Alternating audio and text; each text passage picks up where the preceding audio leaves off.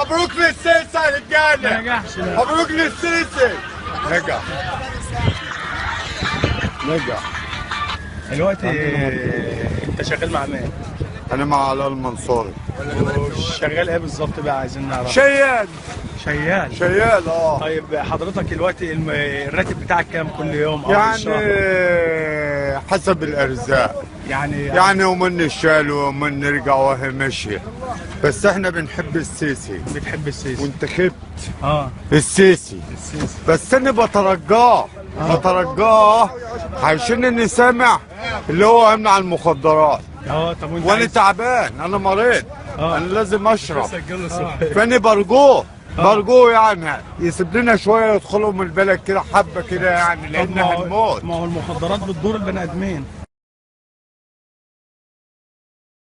لا لا لا لا لا، انا بقالي 15 سنه بشربه ومفيش اي مشاكل خالص. ده كلام يا باشا. يعني ما بتتضرش من المخدرات؟ لا. طب انت بيكفيك قد ايه كل يوم مخدرات؟ يعني اقول ب 20 جنيه ولا حاجه. ليه بتشرب ايه، بانجو؟ يا ريت حتى يخلينا كيلو، ربع كيلو حتى على التومين ناخده كل شهر.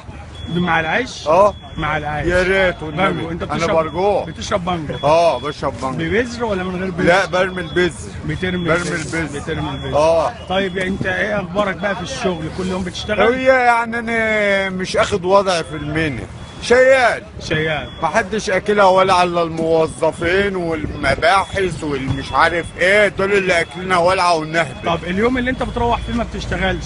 بتجيب البتاع اللي انت بتشربه ده منين؟ ربنا بقى ما بينساناش بقى، وبروح كده اي حاجه كده، فول، طعميه، اي حاجه كده وبتتغدى وخلاص. وبتشرب وبتاكل يعني ربنا ممشيه. وبتنام كويس وكل حاجه.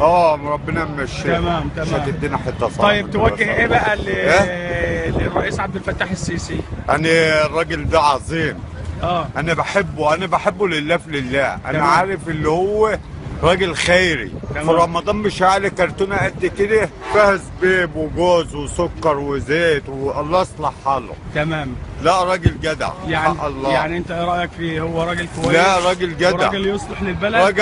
راجل 100 والله ينتقم منهم ادوهم بقى خلاص راحوا لحالهم. طيب انت راجل مش تمام. انت توجه بقى اخر كلمه بقى للمجتمع. انا اقول يا رب النهارده الخميس، يا رب حتى ارزقني بفرخه ب3 رجلين.